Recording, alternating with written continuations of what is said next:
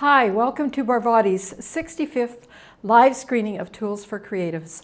I am Phoebe Bradbury, and today I will be demonstrating some of the tools that I use every day in my art studio. I wouldn't want to be without them, and I find new uses for them all the time. There will be promotional offers during the program, and the promo codes will be active during the demonstration and for almost an hour after. The current time is 12 noon Central, March the 25th, 2022. The reason I tell you the time is because this will be shown for a few hours, and I don't want people who watch it later trying to get the promo codes because they're good during that time. Right now, the promotions are only available on amzn.to.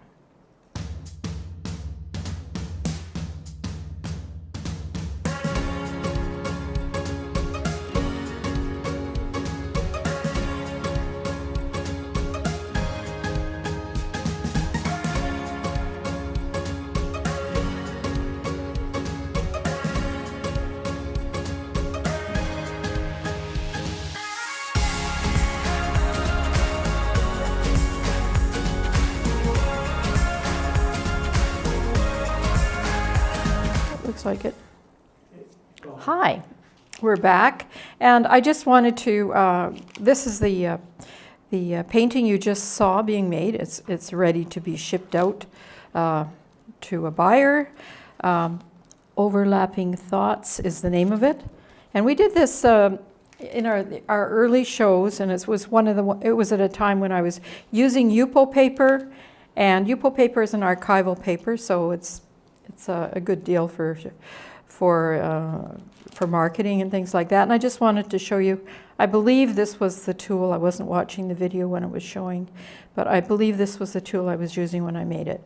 And this, as you saw, it took very little time to make. Maybe it was probably sped up 4 or 5 times. This is another one we've done during the show, and I just wanted to show you some of the different marks you can make, and you can make them with this type of tool, or this type of tool. Oops, this is, let's bring me in a little bit here. Okay. I've got the focus working, and I really should be working on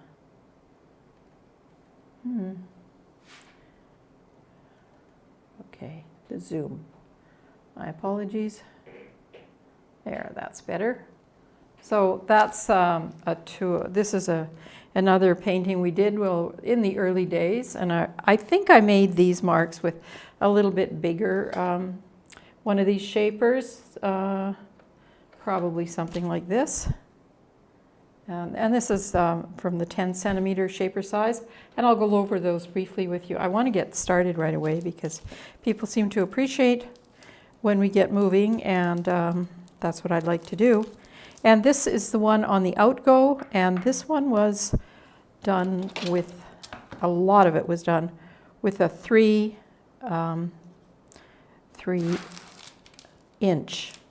modeler. So we call these modelers, these kinds of things, and we call these other things shapers. The modelers come in 5 sizes, the shapers come in packages with 5 different ends on them. And we have a choice of four sizes in those. So I'll be using those today and going through different things. And I'm also, because of the interest, partly my own interest, but because of the interest last time in the video on the color mixing, I'm going to do a short spot, maybe 5-10 minutes, on advanced color mixing, the kind of thing that you get into when you're really into color and buying specific paints. I won't spend a lot of time on that, but I'll just demonstrate to you what the options are. Okay, so I'm going to start with just playing around. Can I do that? I guess I can. This is my normal sort of warm-up thing. If I'm going into my studio, I just I splash some paint around on something that is inexpensive. This is a piece of butcher's paper. Pardon me. This is a piece of freezer paper. It's got plastic on one side and paper on the other. So it's nice and smooth and responds really, really well to both the mottlers and the shapers. And so I'll play with that, and I'll do probably a little bit of color mixing. I might end up with something I like.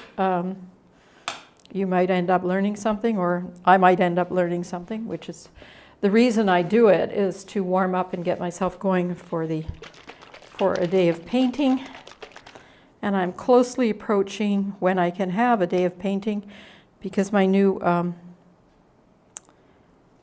easel has been finished and delivered, and it'll be up in my new studio on Monday. So it's possible we might be filming from the new studio with a very large easel and doing things a little bit differently on Monday. It may take us a couple of weeks, so we'll see, because we have to not only move the studio, but we also have to move all our filming and that kind of thing so that we can continue to do this. So our first commitment is to showing these shows 3 times a week on the various places where we're live streaming right now. So here we are. I've got a 2-inch mottler. I've got a very sloppy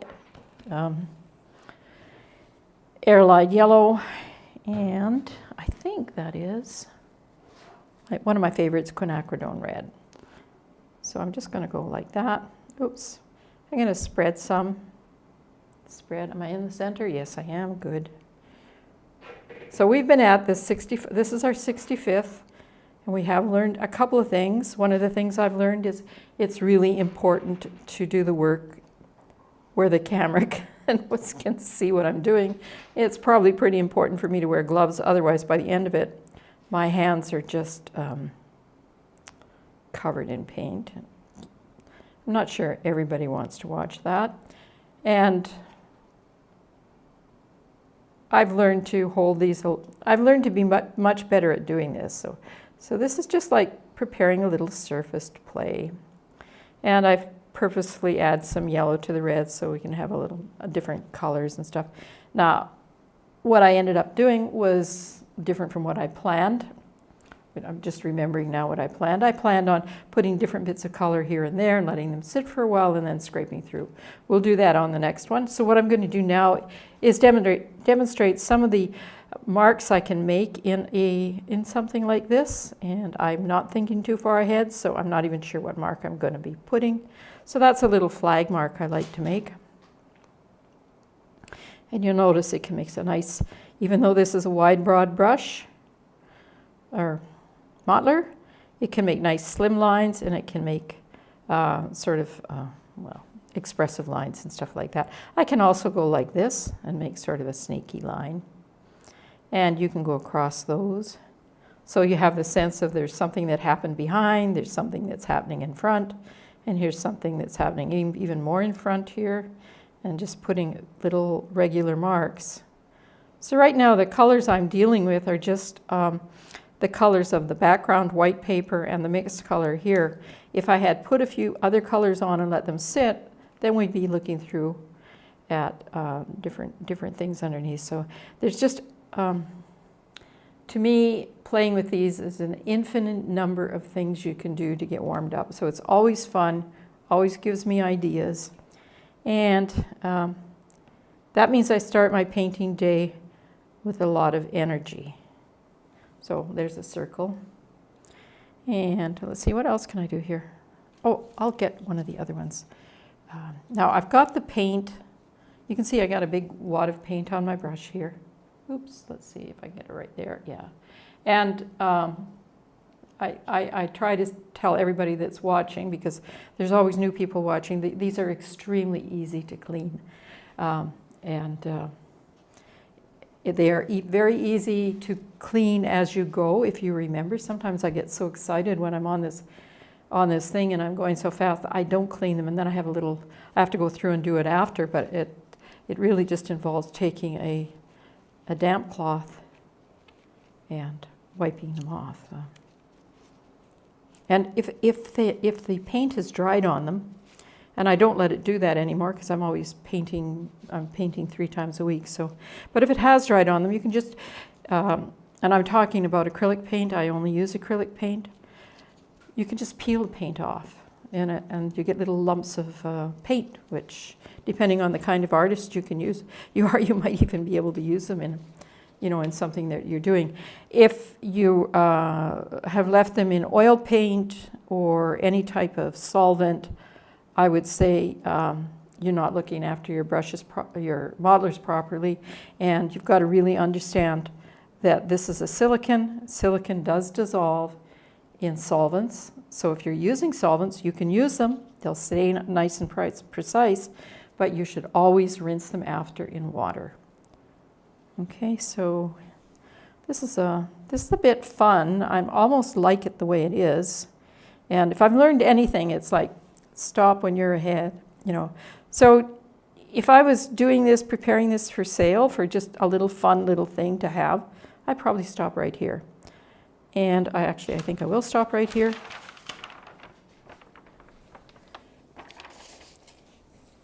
And set it aside. Even though this is not archival paper, I can keep these images by just scanning them and then pushing a button on Photoshop. Is it Photoshop that I used? Yeah, pushing a button on Photoshop, and it'll take all the images and put them together perfectly, better than I could ever do. So I'm going to then start now. I'm going to put what I said I would. I'm going to do what my plan was. Was put a little bit of blue, maybe a little bit of red. And we'll still talk about mixing colors and stuff here. I love this yellow. And so these are a paint that I buy. They're an artist grade paint, meaning that I know what the chemicals are in them. I know how they'll mix, as long as I know because was that the phthalo blue? No, this is phthalo blue mixed with phthalo green, and this is pure phthalo blue. And yeah, that is pure phthalo blue. And I think I've got a little thicker yellow here. So because I'm in the process of changing studios, I'm also going to be changing some of the things that that's got bubbles in it. That's pretty thin too. So I'm going to take one of these other tools, and this is the large, I forget what the name of it is. Oh, here it is. Yeah, I got it. I know it's not my short-term memory. I'm pretty sure. I'm pretty sure it's just I'm a little bit nervous sometimes. So this is the angle chisel, and as you can see, it's got a lovely. This is the 1 centimeter or 10 millimeter size, and I'm looking to see. Goodness.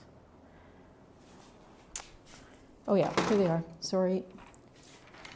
I have so many things that I'm showing nowadays that I don't. Here it is. I have both the ones I work with and the ones I like to keep on for show, but, and that's not it. Okay. I'm just looking for a plain-ended, flat chisel this size. Oh, I think I see it there. Nope. Yeah, there it is. Sorry, everybody. Here it is. This is the flat chisel of the, is it focused? No, it's not focused.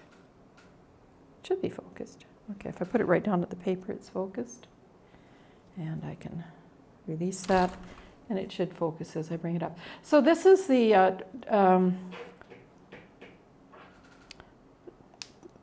base. I think of it as the base end on it, because it's just a flat chisel, and the size of the set is determined by the length along this one flat side. So that's 10 millimeters or 1 centimeter. So you know exactly what size that is if that's important to you.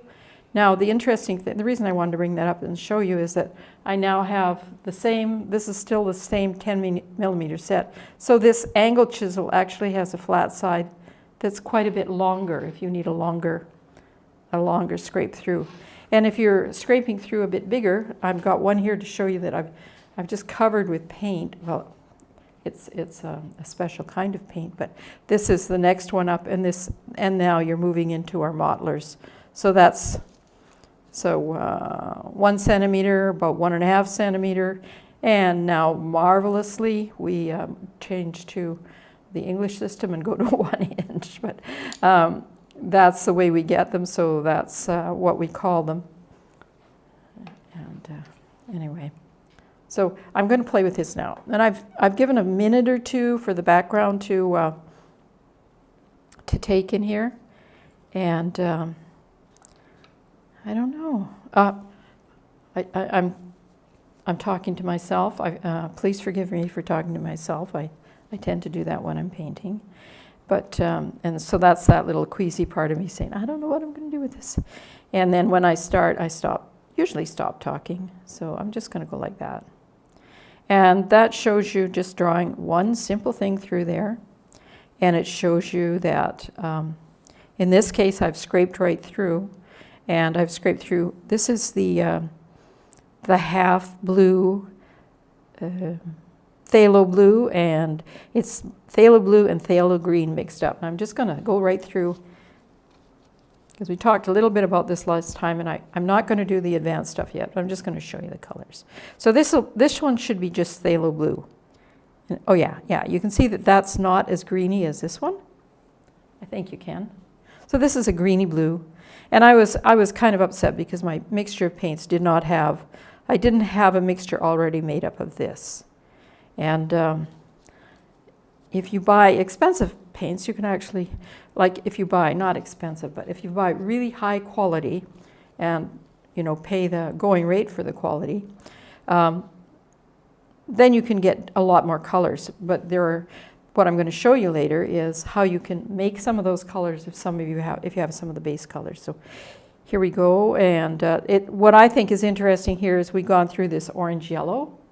We scrape through this orange yellow, and we've got a yellow. This yellow looks just like that yellow. So we're talking here about the difference between the mass tone, how it comes out as a thick paint, and how it'll be painted if you paint thickly. Like say you were painting a mural or something.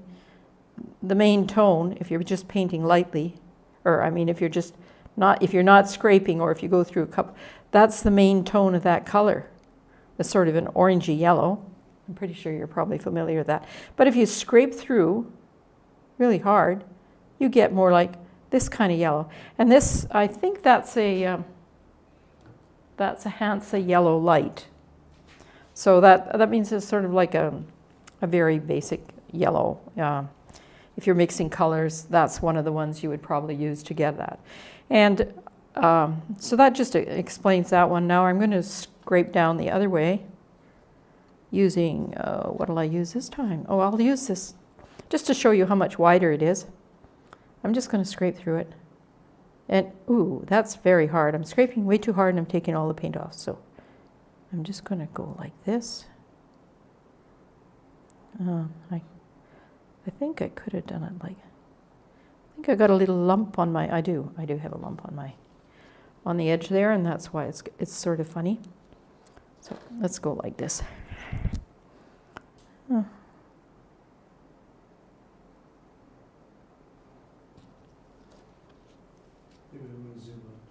have to zoom out if you want to see the ends, but I don't really care if we see the ends. I think I will zoom out a little bit. Let's see. Okay. I'll try not to go too much further.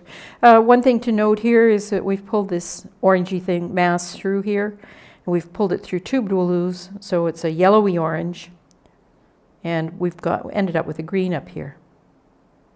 A beautiful, dark, foresty, rich green. So that what playing like that does is it shows you how you can mix your colors to get what you want. Now, I haven't put green on here. I've got two different kinds of blues, and I've got like this is a green that would be a beautiful color for a blue spruce. There's a little blue spruce there. Can you use these to paint with? Absolutely. You can absolutely use. In fact, given a preference, if I thought I could do the painting without using a bristle brush or a brush with hair, I would always use these simply because they're so easy to clean. And not so much with oils, but with acrylics, certainly. Always keeping your brushes clean is difficult because they dry on the bristles and they can be ruined. So that's one of the greens you can get through that. And let's try. Oh, let's see if we can do it. I'm not sure if we can get a nice purple here. Let's choose a different end. These ends have different purposes. I can show you this, and this is all on our website. It tells you what the different ends you can use. Now we use the angled chisel. It says create precise marks, expressive strokes, apply masking fluid. If you're a watercolor painter, you can use it to apply masking fluid. Also, if you're an acrylic painter, using watercolor techniques. Shape and smooth small areas of clay. I've used it actually for all of those things. The flat chisel, blend and mix paints, create flat even strokes, blend and smudge pastels. But you can create flat even strokes in just about any kind of stroke you want there. How are we doing here? Okay, for time. Okay, this is a cup chisel. It's supposed to be good for moving big amounts of paint. I don't think it'll make an especially great mark, but I'm just going to see how these colors mix together. So so we've got a beautiful purple here, but because of the shape of this, it's not really that great for flat, for making a flat mark. See, it's a round chisel, and it's got a hollow here, so it's got no really flat sides. So I'm gonna move back to one of these, which has that nice flat side, and there's two things I can do. I can spread this thick. See, so it's almost black. That's the mass tone of that. And then I can spread it a little bit thinner. This is me without anything to support my arm. But so that gives you the color of purple it is. And then you can spread it really thin. So you've just got a very faint purple color. So even just within these colors alone, if you were painting say you were painting violets or something like that, and I don't paint realistically very much, but I can see that I would have at least 1, 2, 3, maybe 4, maybe 5 different shades of that color just with that mix of paint and using this type of tool. So let's see what we got here. We haven't fooled around with this yet. Now, what I'm pulling through here with the 7mm angle chisel. So it's almost the same size. Oh, it is the same size. Goodness, look at that. It's the same size as I'll just bring this up a little bit better. The angle on the 7mm is the same size as the flat chisel. 10 millimeters. So we're getting a little orangey thing here, and it's a different kind of orange than it can look a lot like that other yellow over there, but you'll notice that this is a little more orangey, even when you spread it thin. It is made with different chemicals, and as every artist, I have my favorite types of colors that I like to use, and I prefer the modern color palette, mostly because I paint in a modern way. So let's see, where were we? We've done the dark green, we've done the purple, we've done the orange. I love that green. I like that green very much. Wow. Okay, and I really like this color. So I'm just going to play with this and see if I can turn it into something that is maybe a composition that I'll keep.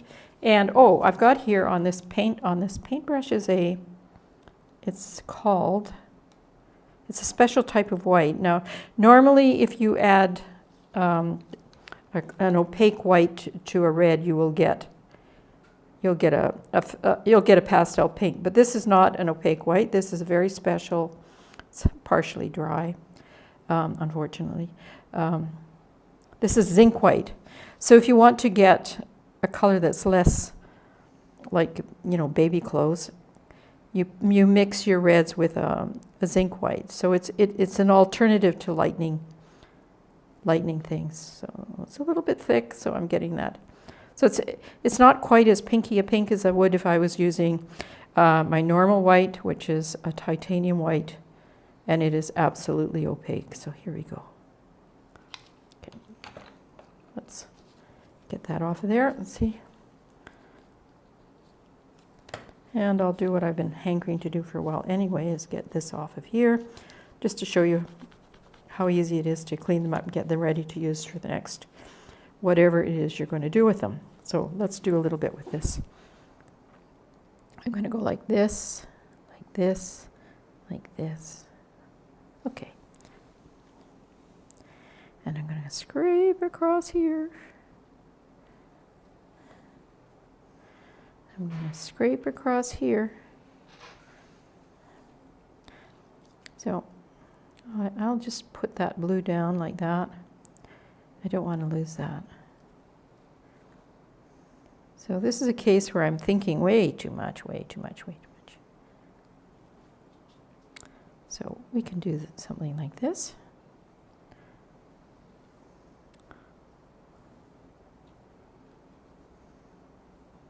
So you can see there I made some expressive marks, and it went through to some stuff that was underneath that we put on there before. So, ooh, I like that. Oh, sorry. So I pulled this yellow over that blue, and I got a color. I got this lovely light green there that I really like. So this is, I'm playing now, not so much with gesture and things like that. I'm playing with how the colors mix and thinking about how if I wanted to get those colors, how I would get back to them. And there's a different, see, there's another kind of green. This is a blue spruce green up here. Oops. And this is, I don't know what color green that is. That's more like maybe a grass green, a very rich grass green. Yeah. And then there's these other greens in here. So this is how you can get a lot of colors with, I really didn't put very many bits of paint out here, but it was knowing how to do that,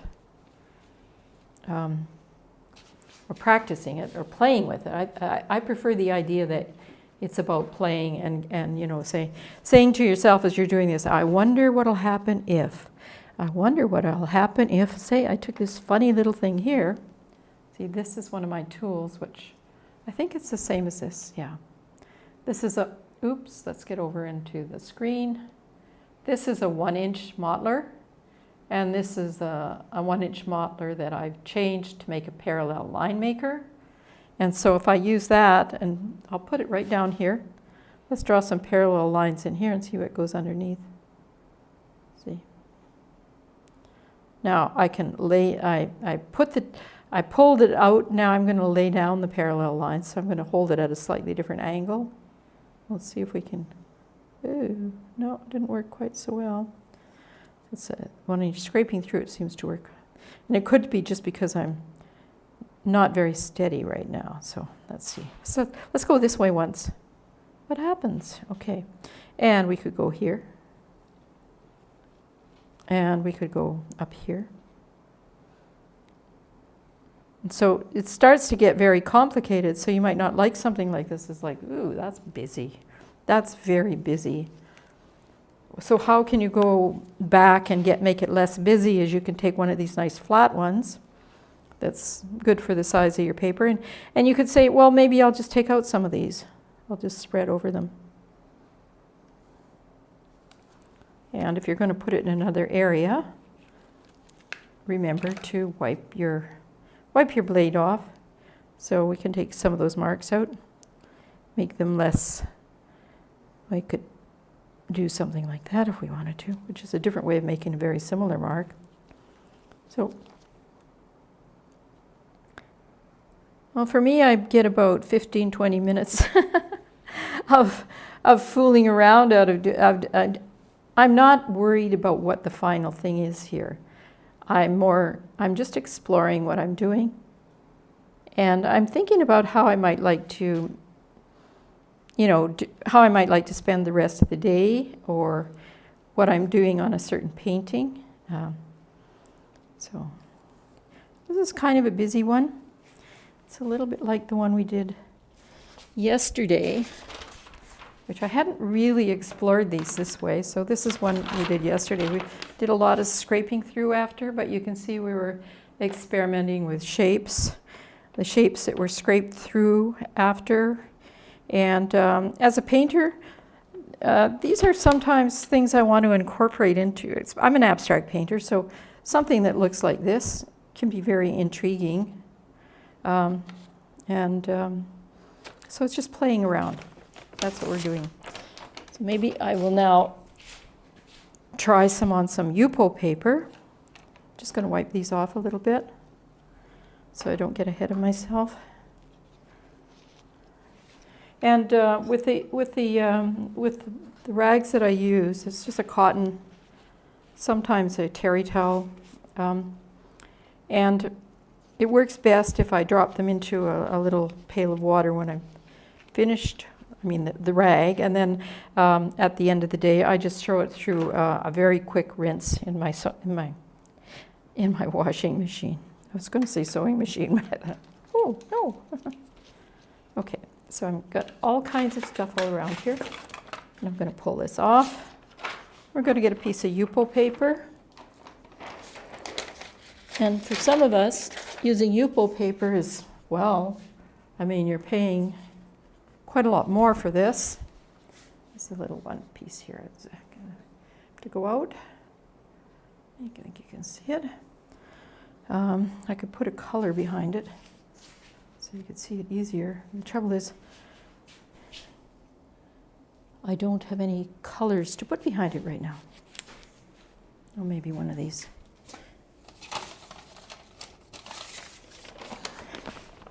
Just to give you an idea of how big it is. How's that? Give you a bit. See top and bottom. So underneath it is just something that we did another day with on the waxed or on the freezer paper. This was just a quick demonstration with a few colors that all eventually mucked into one. So we're going to try and just play with this. We're not going to worry about ruining the freezer paper because this is not one of the keepers. Not sure that one I made this morning is a keeper, but I always find that I like them better the next day. So it's better not to wash it off when you're immediately disappointed with a painting, which I sometimes used to do that. But I've realized now that I've occasionally wiped off something that I really liked and might have been very close to being finished. So let's just play with some red here. Okay, and the way I sprinkle it on is sometimes gives me ideas of what I'm going to do about it. So that might be part of the composition in the end. So a lot about the way I paint is often about, number one would be how I'm feeling today. And I'm feeling all right today. It could be about what the blob says to me. I'm responding to the red, I'm responding. And it's better if it's a darker color. I don't do well responding to yellow or green, but I love blues. And I have to avoid, let's say, I have to avoid yellow and green together, yellow and blue together, because it just somehow just always ends up being green. Okay. I'll put another color on here. That is my new mixture that I like so much. And I'm not really used to doing it with these, let's see, what are they? The shapers, because we didn't start selling the shapers until about 3 weeks ago. It's not that I haven't used them before, it's that I haven't been using them recently, and I use these a lot because I'm demonstrating 3 times a week. So let's just, what'll we do? Okay, let's go. Ooh, okay. So, oh, yeah.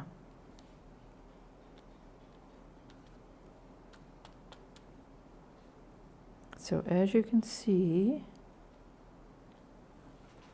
what am I doing here? I don't know.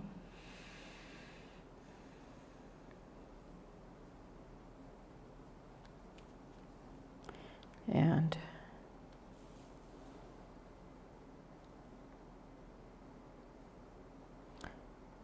so what I'm playing with is, you know, what happens when I push it down, what happens when I when I pull it through, pull it through, pull it through. And it's often about repetition. And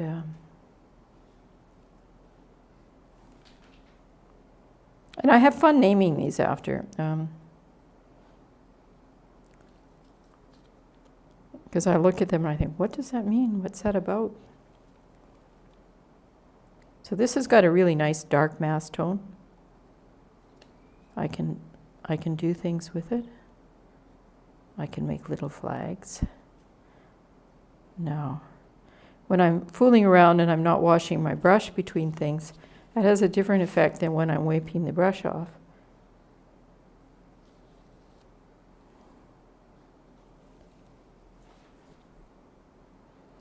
So is there any coherence to this? Maybe not. Maybe there will be later.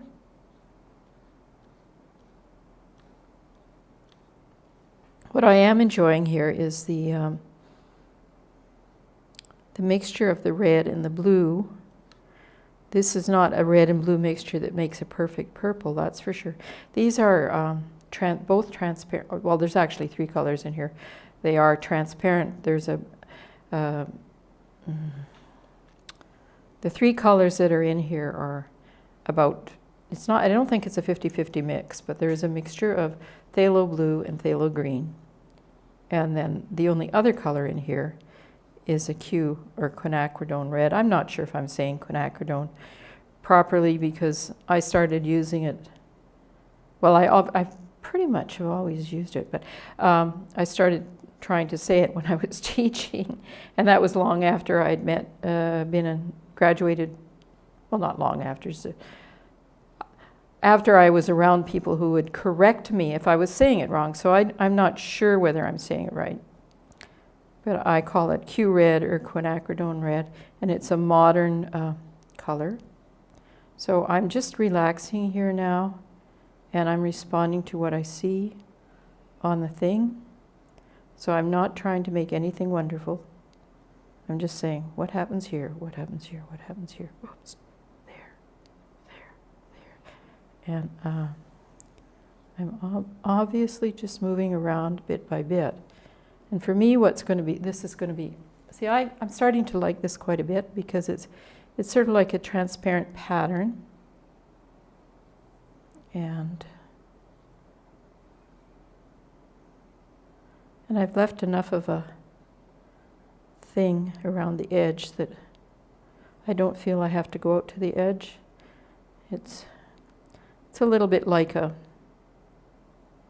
what do you call it? A mat, but it's not a mat. It's just part of my paper.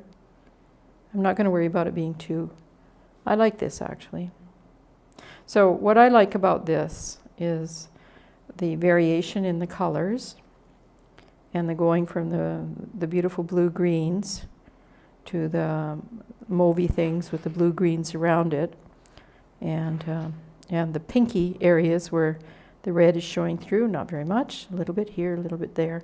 So this is probably going to be, even though I was thinking at the beginning, this is not, this is not looking good right now. I like it very much, and I think it's probably going to be, yeah, I'll probably sell it on Abstract Art America, or Canada. Abstract Art. I'm a Canadian. It's Abstract Art Canada. Sorry. So. Yeah, we follow Tony. Say thanks to Tony. Hi, Tony. Thank you for following. I'm going to, because I feel good about that one, I'm going to do another one. So I think the reason I'm feeling good about this is I just love this new color. And I'm trying to think, what can I do with it that's a little different? We'll see. It might not be as good. It's certainly not going to be yellow. Let's see. Oh, I know. I'll put some of this. Oh, what is this? I'm looking for my Payne's Gray. So when I'm putting such dark colors on, I'm actually depending on the paper to shine through and give light. Give light. Let there be light. Yes, to it. And so, in reality, the only white I'm using. Ooh, I don't know whether I'll have time for doing that bit on. Oops. I got my finger caught in the little bit of the orange there. So, or the orange or the yellow. Okay, I'm just going to wipe my tools off so that they're nice. And I'm hoping, well, I'm going to work with this. I'm not going to do anything with metallics today, and if I get through this, I'm going to do a very short thing on advanced paper, advanced color mixing, which basically is going to involve giving you telling you where to look for the good stuff. But here we go.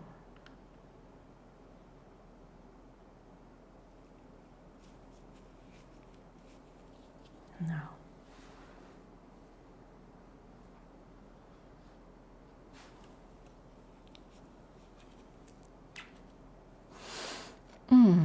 Okay. So normally my paintings are very large, and it's unusual for me to paint on such small surfaces. I say that, and then on the other hand, it's when I set limits, or what do you call it? It's not a limit, or conditions, where I have certain conditions, and then I have to do stuff within that. I find that very freeing, because I can't necessarily make decisions I would make. All my decisions have to be made according to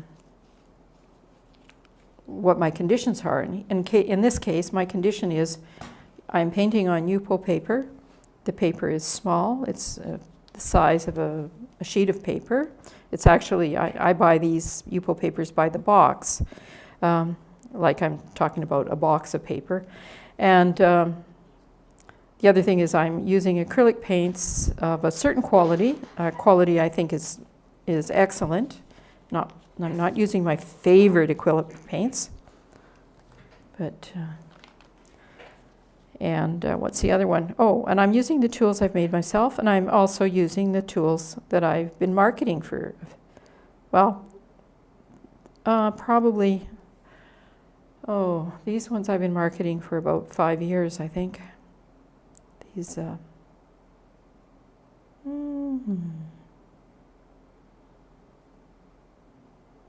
So, I kind of like this part here, but now I'm going to maybe take too much off. I should have maybe used one stroke with a bigger brush. Okay, what will I do here? I have this here, okay.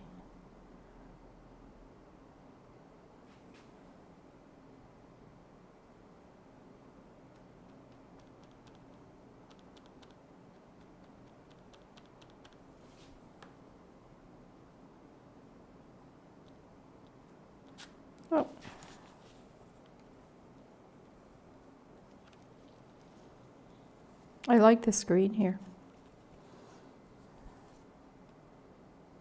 Ooh.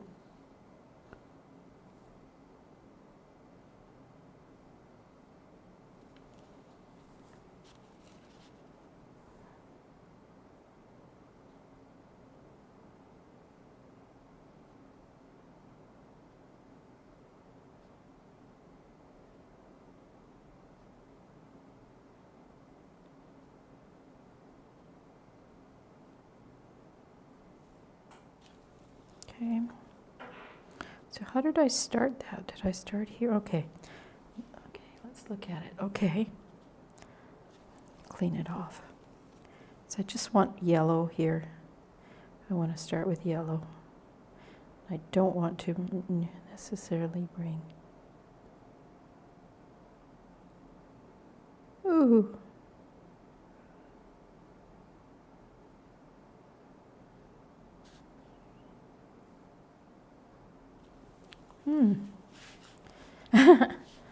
Sorry.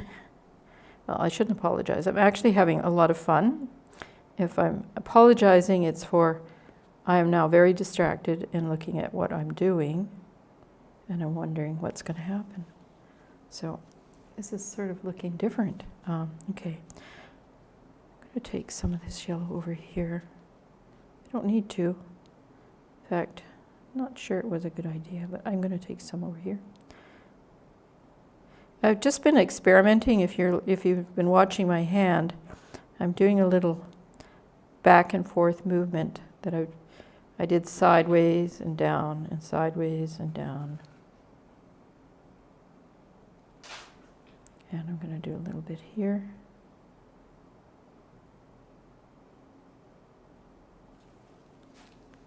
Now, to me, the thing that's not good about this is that the darkest part is exactly in the middle. And if you're into composition, you don't put the important parts right in the middle. You're not supposed to. It's kind of like rule number 1. But we don't always follow rules, but for it to look good, I think it would be better if I did a little more here and sort of got rid of that center thing. So we'll see if I can still do it. Oh, yeah.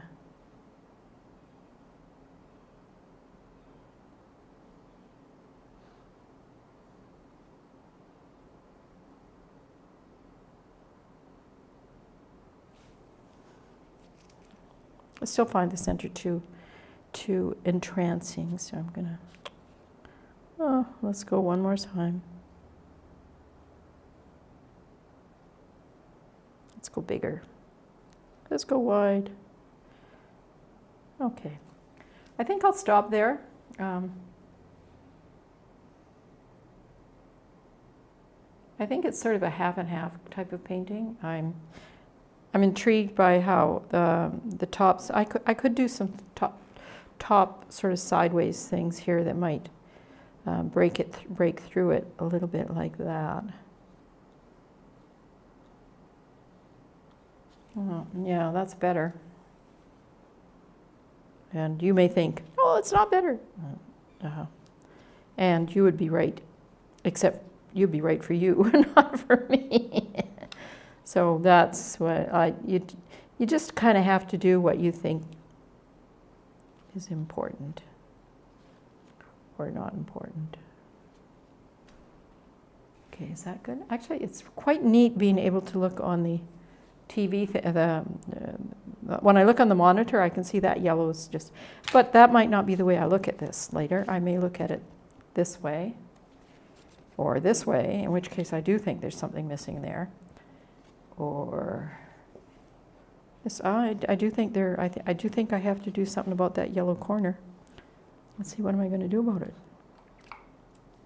And I would really love to hear from any artists who have ideas about, the sort of conditions that I set myself. It's, I try as much as possible to let people paint the way they want to paint. But I find one of the ways to get better is to paint with certain, I'm looking for the word parameters within certain parameters. So I'm going to just go like this, bring it down, and maybe like that. Okay, that's it. And I think we're just about ready for the show to end. And I said I'd talk briefly about advanced color mixing techniques. And you've probably noticed that I don't do a lot of time color mixing. That I talk about color all the time, but I don't mix up colors and then deliberately use a specific color. And I do a lot of mixing right on the page. But sometimes you have to start closer to the colors that you want.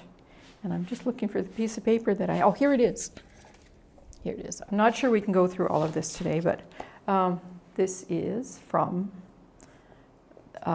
their website, Golden website, and I have used this particular chart since I was in art school. So 2006 or even earlier, but I discovered it.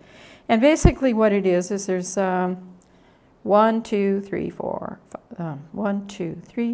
5, 6, 7, 8 colors there that are sort of basic colors. And it doesn't matter where you buy them from.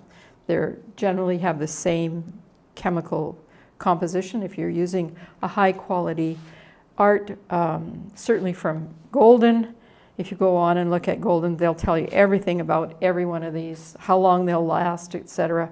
And there are other less expensive, maybe not quite as smooth or whatever, but there are other colors available that you can use exactly the same chart with. I do that myself. And these colors are titanium white, which is a opaque white. And that's the one I keep here in this tube ready to go. I don't often use titanium white. And I usually scrape it right on the canvas and mix my colors on the canvas. But there are some colors that I really, really love to have. I did a huge painting called Pond Life about 15 years ago that used the idea of alcohol inks, except that was before people called them that. And I used this, it's not primary green. I used something called green gold. And I happened to go to one of the Golden, they have lovely little workshops where you can go and it's free and stuff like that, and they give you samples about this size, maybe even smaller. I buy the samples in the box whenever I see them on sale. But this gold green was perfect for, I would put it on my canvas, and then I would dribble little bits of pure alcohol on there, and it would just turn into these little pond life larvae. And it's somewhere in the village, the town of Nanton right now. I think somebody around there bought it when I moved away. But it's about 2 meters by 1.5 meters high. And I mixed my paint like that. So this paint is very expensive because it's highly mixed, whereas these paints are sort of basic paints. And they show you here, and I don't know whether I can bring it in close enough, but it's just the most wonderful little chart. So with green gold, I need to use, it says number 4. And so up here it says naphthol red light. I have some of that.